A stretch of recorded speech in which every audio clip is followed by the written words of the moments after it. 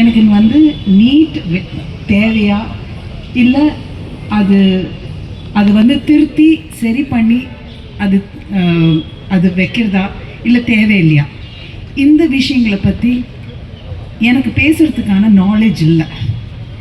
இன்னைக்கு காலையில் பாரஞ்சித் அவர்கள்கிட்டையும் நான் கேட்டேன் என்ன பிரச்சனைகள். ஏன்னா நீட்டை பற்றி நான் இன்னும் டீட்டெயில்டாக அதை ஸ்டடி பண்ணலை. என்னை பொறுத்த வரைக்கும் எனக்கு நாலேஜ் இல்லாத போது அதை பற்றி பேசக்கூடாது. அதை பற்றி பேசுகிறவங்க என்னென்னா இங்கே நிறைய பேர் இருக்காங்க. ஆனால் நீட் பேப்பர் லீக்னால் பாதிக்கப்பட்ட மாணவர்களுடைய போராட்டத்தை நம்ம எல்லாருமே பார்த்துட்டு வரோம். எனக்கு சில விஷுவல்ஸ் ஜூலை 20 நடந்த சம்பவங்கள், அன்னைக்கிலேருந்து நடந்த சம்பவங்கள் என்னால் பொறுக்க முடியல. நம்ம குழந்தைங்க 17, 16, 19 வயசு, 20 வயசு, வாட் எவர் இட் இஸ், எல்லாம் நம்ம சின்ன குழந்தைங்க.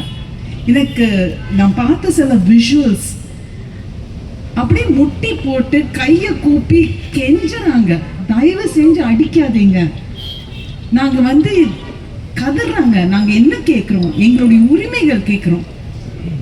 நான் டாக்டர் ஆகணும்னு ஆசைப்படுறேன். ஆனால் இந்த நீட்னால என்னுடைய கனவு வந்து போயிடும். எங்கள் அம்மா அப்பா வந்து கல்யாணம் பண்ணி கொடுத்துருவாங்க, தயவு செஞ்சு எங்களை அடிக்காதீங்க, நாங்கள் தப்பு பண்ணலை அப்படின்னு கதறாங்க.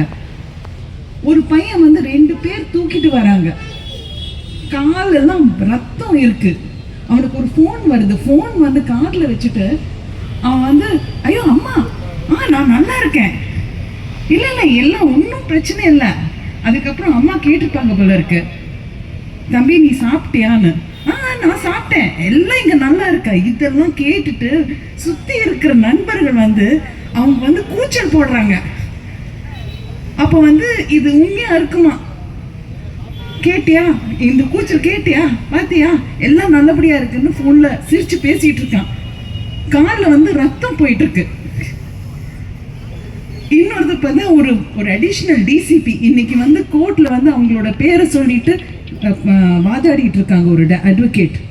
அந்த டிசிபி வந்து எல்லாரும் கலைஞ்சு போயிட்டு இருக்காங்க. அந்த பொண்ணு போயிட்டு இருக்கு, பலார்னு கண்ணத்துல ஒரு அறை.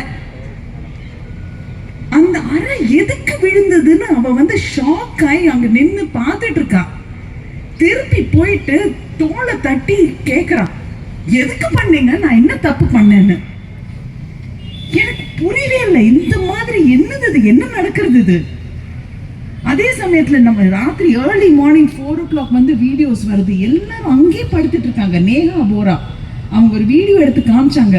ஆமா எங்களுக்கு வந்து ஃபாரின்லேருந்து நிறைய ஃபண்ட்ஸ் வருது, அந்த ஃபண்ட்ஸ் எல்லாம் வச்சு நாங்கள் வந்து ரொம்ப சொகுசா இருக்கோம், பாருங்க நடக்கிற அதே தரையில தான் நாங்கள் எல்லாரும் படுத்துட்டு இருக்கோம், எங்க பாத்ரூம் வந்து பாருங்க எப்படி இருக்கு, இங்க தான் நாங்கள் 25 நாளா இருக்கோம் அப்படின்னு. ஐ மீன் இது வந்து ஒரு 18ஆம் தேதி, ஜூலை 18ஆம் தேதி போட்ட வீடியோ.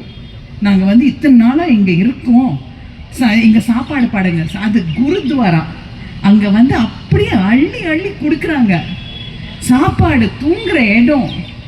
இதுதான் நம்ம இந்திய நாடு, ஒரு ஒற்றுமையான நாடு. இந்த ஒற்றுமையை வந்து எத்தனை பேர் வந்து கலைக்க பார்க்குறாங்க பாருங்க, அதுதான் கஷ்டமா இருக்கு மனசுல.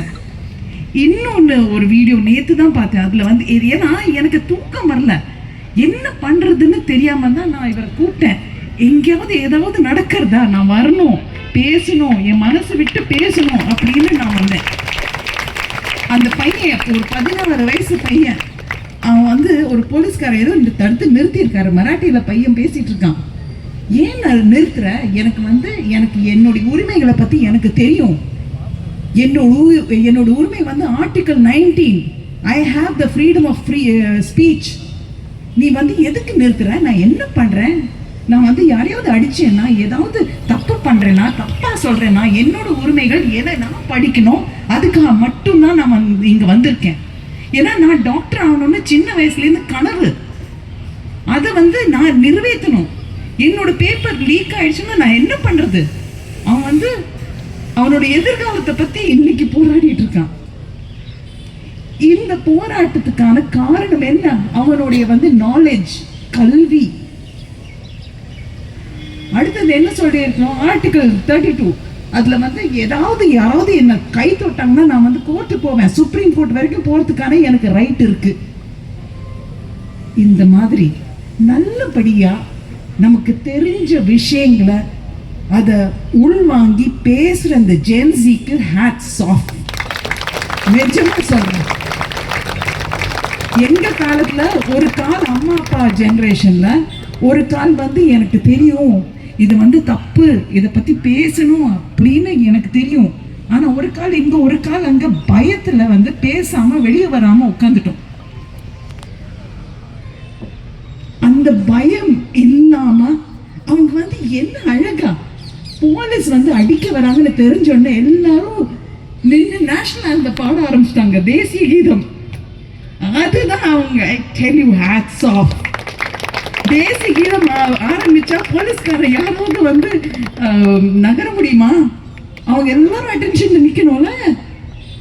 அந்த 53 நிமிஷம் 56 நிமிஷம் வந்து எல்லாம் காம் டவுன் ஆயிடுவாங்க. அந்த தேசிய கீதம் கேட்டோன்னா என்ன ஆயிடும், மூடே மாறிடும்.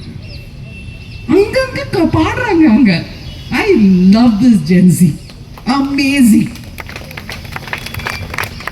என்ன பொறுத்த வரைக்கும் டாக்டர் அம்பேத்கர் வந்து ஒரு பெரிய ஒரு கான்ஸ்டியூஷன் எழுதி வச்சிருக்காரு.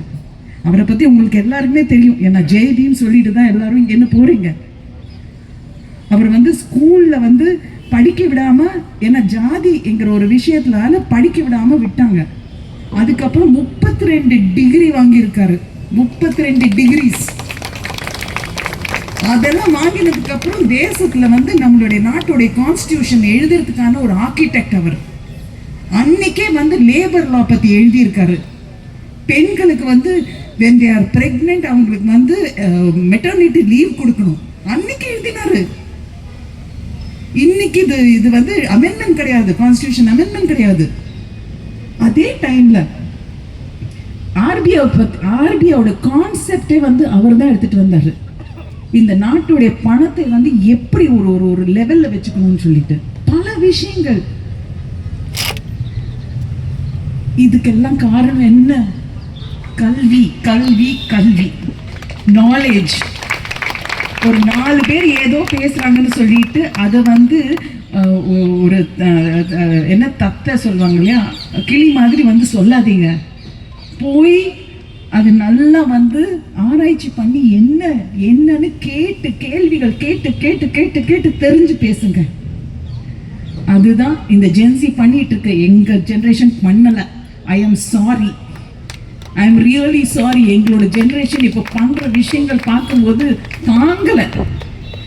அதனால கோ அஹெட், நில்லுங்க, போராடுங்க. உங்களுடைய பாதைகள் வகுத்துக்கிறதுக்கு உங்களுக்கு தெரியும், நல்லாவே தெரியும். ஒரு வார்த்தை நாங்கள் சொல்ல தேவையில்லை. நாங்கள் வந்து சைடில் நின்று உங்களுக்கு வந்து எந்த உதவி வேணுமோ செஞ்சுக்கிட்டே வரோம். ஆனால் கல்வியை விடாதீங்க, கேள்விகள் கேட்கறது விடாதீங்க. நன்றி. ஜெய்தீப். ரேவதி அம்மா நம்மளுக்கு சில அறிவுரைகளையும் கொடுத்துருக்குறாங்க. இந்திய அரசமைப்பு சட்டத்தை தாக்கல் செய்யும்போது பாபாசாஹேப் அம்பேத்கர் சொன்னார், இந்திய அரசமைப்பு சட்டத்தோட ஆன்மா வந்து அரசமைப்பு சட்டக்கூறு 32 226ன்னு சொன்னார். இன்னைக்கு அந்த ஆன்மாக்கள் தங்களுக்கு நேரம் இல்லைன்ட்டாங்க நம்ம குறைகளை கேட்பதற்கு. அடுத்ததா